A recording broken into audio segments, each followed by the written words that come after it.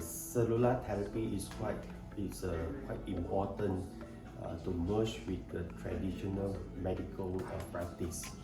So in regenerative medicine, currently which is a lot of the doctors and also patient or customer which can accept not only by the traditional medical medicine treatment, but preventive medicine is always play a very important role.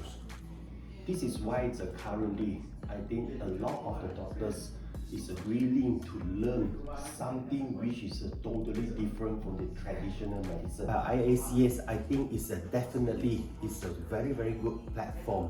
Why I choose this platform to share my personal experience in this cellular therapy is because most of the students, most of the doctors who join in, they are really interested to learn the new technology, new technique, how we can use the other way, the live cell therapy, or we call as a regenerative medicine, as a preventive medicine to prevent all the diseases.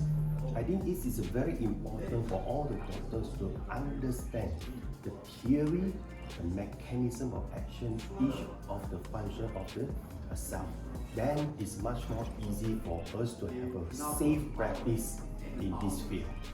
So I strongly suggest this platform, IACS, okay, for those doctors who really interested to learn the cellular therapy should join and share together in this platform.